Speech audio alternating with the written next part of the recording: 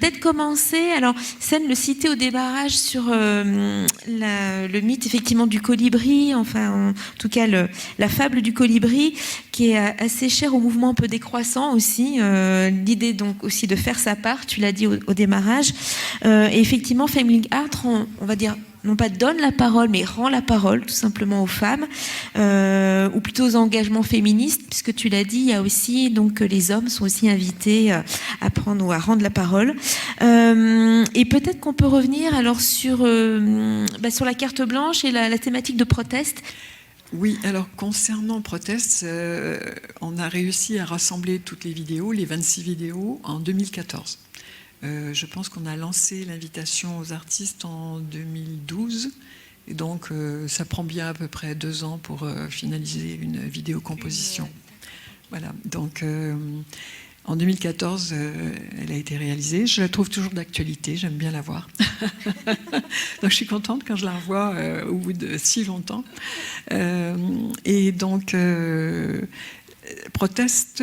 En fait, la façon dont on fonctionne avec CM Judge, c'est qu'on invite des artistes du collectif selon ce qu'on connaît de leur travail et selon ce qu'on, comment dire, selon les affinités, pas les affinités du tout, mais comment dire, pour qu'il y ait des échos entre les œuvres, pour qu'il y ait qu'on essaie d'aborder par l'ensemble des thématiques sur Protest, mais qu'il y ait tous les styles possibles et les thèmes possibles sur ce sujet-là, dans toutes les façons d'aborder que les artistes peuvent proposer. Donc on va les inviter en fonction de ça, en fait, à l'intérieur même du collectif, selon les thématiques.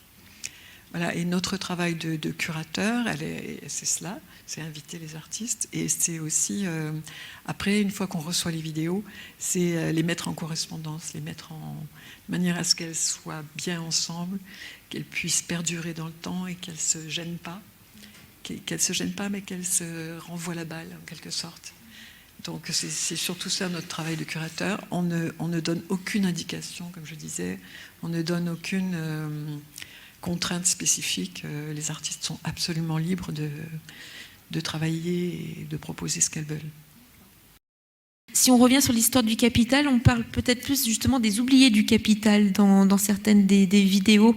Je pense notamment à Victus, enfin toute la dame qui prépare son pain. Enfin voilà, on sent qu'avec le tarif à la fin, une forme de précarité aussi.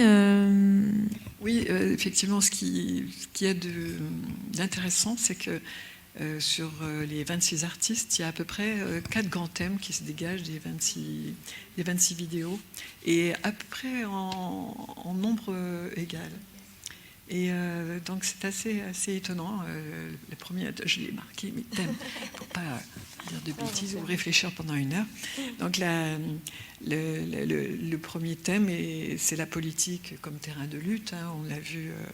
On l'a vu sous la forme de la pulsation de la rue, sous la forme de des confrontations avec la police, et puis aussi lorsque certaines vidéos interrogent le passé pour parler des enjeux du présent. Ça, c'est un thème qui est abordé par donc, un quart des artistes. L'autre quart, c'est plutôt la religion et les traditions. Donc, qui sont des facteurs d'oppression parfois, et donc qui sont instrumentalisés aussi pour justifier la répression, l'oppression. Et donc, bon, ces vidéos s'intéressent beaucoup à comment démonter ces pouvoirs. Oui, le troisième, c'est le pouvoir invisible, comme lorsqu'on voit par exemple la japonaise, la vidéo de la japonaise avec l'eau qui coule sur son visage. Bon, là, effectivement, c'était le désespoir, en fait. Donc, il y a toute cette partie pouvoir invisible. Le désespoir, c'est un pouvoir sur soi, qui est absolument fondamental. Il y a le pouvoir politique, mais il y a aussi le pouvoir de notre propre désespoir sur nous-mêmes. Et donc, il y a des artistes en ont parlé. Et c'est assez. Et puis, comme forme de insidieuse de pouvoir aussi, on a le cinéma qui en fait nous oriente et nous donne nous donne du monde une construction, une représentation assez formatée. Donc ça aussi, c'est un pouvoir invisible. Et puis il y a les voix marginales dont vous parlez dans en quatrième quart. Si on fait des bonnes mathématiques. Oui, c'est ça. Et donc, c'est donner une voix à ceux qui n'en ont pas dans pas mal de vidéos aussi. Et c'est bien, enfin, moi, je trouve qu'on fait quand même un tour en 26 vidéos, un tour assez intéressant de toutes les formes de protestation que l'être humain est amené un jour à avoir envie de sortir de lui. Si par exemple on cite Sophie Germain, Hubertine Auclair ou Alice Guy, qui sont cités dans le site de Family Art, je pense que ça parle à peu de personnes. Du coup, voilà, je parlais un peu des oubliés, des effacés. Et en fait, ici, l'idée, c'est effectivement comment est-ce qu'on arrive à exister et comment est-ce qu'on arrive à faire porter sa voix. Donc vous faites cet effet de commissariat, de caisse de résonance. On a compris un peu le cheminement, comment c'est venu. Est-ce que sur ce terrain-là, on a gagné un peu quelque chose petit à petit, ou le chemin est encore long pour que ce type de voix un peu minorée soit entendu? On voit que des fois les combats sont perdus, mais il ne faut pas désespérer. Donc où est-ce qu'on en est là sur le côté plutôt un peu plus médiatique? Comment est-ce qu'on arrive à parler au plus grand nombre? Oui, on n'a que 20 ans et les problèmes durent depuis si longtemps, des siècles. Donc en 20 ans, il n'y a pas un gros changement, à vrai dire. J'ai fait le tour sur...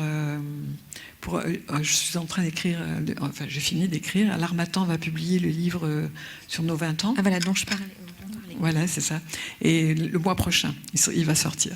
Mais j'ai regardé en 2005 quels étaient les grands événements internationaux autour de la femme. Et en fait, il y en a eu beaucoup. Mais le bilan qu'on pouvait en tirer, c'était toujours très, très médiocre. Enfin, il y a eu je me souviens plus, il faudrait que je les ai écrits, mais c'est dans mon sac.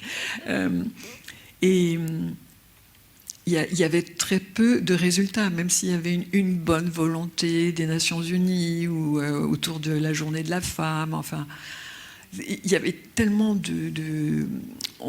tellement de compromis pour pouvoir réussir à avancer ensemble. Il ne fallait pas faire ci pour certains pays, il ne fallait pas faire ça ou dire ça pour certains autres. Donc finalement, le résultat, c'était toujours c'était le minimum qui réunissait l'ensemble des pays, mais le minimum sans obligation de résultat. De toute façon, on aboutit à pas grand-chose. Donc, en tout cas, du côté de FemLink, il est certain que dans les pays en voie de développement où il y a des artistes, elles ont la chance d'être souvent dans des milieux privilégiés qui les soutiennent en tant que personnes pour qu'elles puissent s'exprimer. Et en ce sens, de ce côté-là, ça va être long aussi d'obtenir que des artistes d'autres milieux qui ne soient pas privilégiés puissent advenir. Je vois pas comment c'est parti. Je vois pas. Non, du tout. Et puis, avec les problèmes En fait, l'humanité, face aux guerres, face aux problèmes, etc., il y a toujours une régression, et d'autant plus importante lorsqu'on est une femme, et évidemment avec les enfants. Mais les droits, notamment, sont souvent les plus malmenés en termes lorsque vous êtes dans un environnement de guerre ou un environnement de crise, quelle qu'elle soit, crise de malnutrition, crise agricole, enfin tout type de crise, c'est quand même les femmes qui sont les plus malmenées là-dedans, au niveau de leurs droits, donc il n'y a rien qui avance. Et comme nous sommes dans une période particulièrement problématique, depuis qu'on a lancé FemLink, il n'y a pas eu beaucoup de moments assez pas longtemps, enfin, il y a quand même une petite fenêtre, mais elle n'a pas été longue. On est de nouveau dans des périodes où les droits risquent de régresser. Et c'est une espèce de vélo sans fin, quoi. On pédale, on essaye d'avancer, d'être toujours... il faut quand même qu'on continue, quoi. Et nos petits moyens en tant qu'artistes sont minimalistes. On est déjà privilégiés vis-à-vis de l'ensemble de la population. On est des privilégiés de pouvoir être artistes et de pouvoir dire quelque chose. Maintenant, il n'y a pas beaucoup de personnes qui peuvent nous écouter ou qui ont le temps de nous écouter ou qui... Et ça, c'est... Non, on est vraiment une petite goutte d'eau, mais il faut quand même le rester. Et puis de toute façon, ce qui est incroyable, c'est le travail aussi que vous allez en fait chercher des artistes qui sont, comme vous dites, assez éloignés. C'est ça qui est très difficile. On est souvent effectivement dans nos cercles les plus intimes, les plus proches, et penser l'autre lointain. Moi qui suis dans le domaine de la recherche, je m'en suis aperçue aussi, c'est que ma pensée, elle est effectivement occidentale, enfin elle est très centrée voilà, sur l'Europe, et c'est en discutant avec sur plutôt la décolonisation, enfin sur des chercheurs plutôt de l'hémisphère sud, je me suis aperçue, mais il y a des gens extraordinaires, je n'en avais jamais entendu parler parce que c'était pas ma culture, ça n'avait pas été transmis par les professeurs qui eux-mêmes ont la culture occidentale, et ainsi de suite, ça se reproduit. On en profite que vous soyez là, en tout cas, pour parler alors d'un des films de proteste, et puis après peut-être d'une autre thématique. En fait, le vidéocollage proteste commence avec ma vidéo. Comme je viens d'ex-Yougoslavie, nous avons eu la guerre. Et c'était malheureusement la guerre de religion. Donc, un pays où la religion n'était pas très importante. En ex-Yougoslavie, chacun peut exercer sa religion, mais ce n'était pas très important. Avec la guerre, ça est devenu très, très important parce qu'on ne pouvait pas séparer les gens autrement. Parce qu'on parle la même langue, on se comprenait tous, malgré qu'il y avait des Serbes, des Croates, des Slovènes, des Monténégro, des Macédoniennes, mais on se retrouvait dans la même langue. Avec la guerre, la religion est devenue très importante. Et puis je regardais un peu dans le monde. Vous savez, toutes les religions faisaient la guerre, même les bouddhistes faisaient la guerre. Et ça m'a beaucoup attristé aussi, parce que les religions parlent de l'amour, parlent d'une force suprême, parlent de compréhension.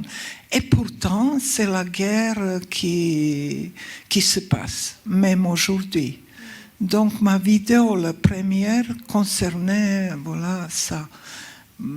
Pour moi, c'était la première fois de voir la vidéocollage entièrement.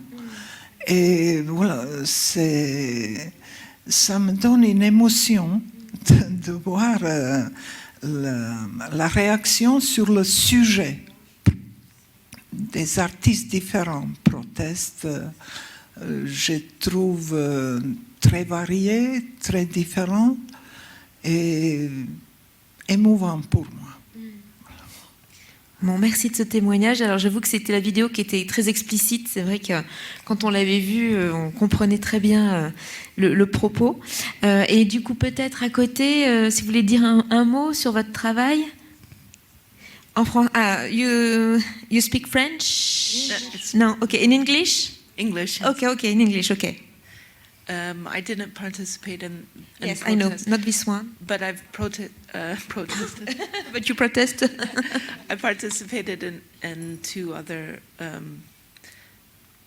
collections, compositions, and sometimes we have the call to volunteer to participate as being part of the collective, and sometimes there's some points that you feel called, like you want to participate, and sometimes maybe you wait until you have that inspiration. So I like the flexibility in the way that the collective is structured in that sense.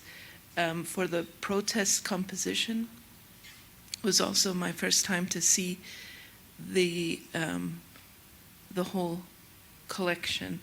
And I also agree it was very powerful to see something, all aspects at once, and so internationally. So it definitely gives such a broad feeling and understanding onto a topic that maybe you're only used to seeing it in one way. And for me personally, I was also I am from Jordan, but I grew up in the States, so I have an East-West view on a lot of things, and I was brought up in a system in the States where everything was very individualistic and centered on freedom. And then in Jordan, I was criticized for that individuality and lack of identification with the collective. And so I go back and forth also in my own work and my own identity. So it's interesting for me to see both views also on such a subject. So I thank Veronique for the opportunity and the work that she's doing here. Bon, merci. Thank you. Oui, c'est vrai qu'il y a le travail un peu, vous faites un peu de cadavre exquis, quoi. Donc c'est à la fois une et toute en même temps. On a compris l'importance et la force du collectif. Et puis merci de ce témoignage, de voir que vous voyez pour la première fois l'ensemble, on va dire, de l'œuvre et votre œuvre dans les autres œuvres, en rapport avec les autres. Et le côté fort, effectivement. C'est le cas, c'est que souvent des projections comme ça collectives où les créateurs sont présents, enfin créatrices sont présentes, ça reste rare. Comment vous arrivez à rare, parce qu'on habite tout autour du monde. Voilà. Il y en a très peu qui habitent, qui se connaissent en fait. Hein. On se connaît que de loin, que de vidéos interposées. Mais en fait, le Femling, c'est non seulement on crée des vidéos pour le collectif, mais il y a une deuxième façon d'être solidaire, c'est aussi de créer des opportunités pour que le public puisse voir le travail. Donc, soit en cherchant un lieu d'exposition, soit certaines artistes le font dans leur studio et invitent des amis. Donc, moi, ce que je fais, c'est que je l'envoie. Dès qu'on me le demande, j'envoie la vidéo en entier, enfin, tous les sujets, tout ce qu'on me demande, je l'envoie. Et puis, chaque artiste peut organiser absolument ce qu'elle veut comme curateur ou entre amis. L'objectif, c'est que vraiment, on participe à la diffusion toute, qu'il y ait le plus de public possible, quoi, voilà. Donc moi, je vous souhaite une bonne fin de journée, soirée, un bon week-end en notre compagnie. Le palmarès, c'est dimanche soir pour ceux qui peuvent rester avec la projection des films primés. Et donc, je remercie tout le monde. Merci à vous. Et puis donc, normalement, à l'année prochaine, en tout cas. Merci beaucoup. Merci. Merci. Merci.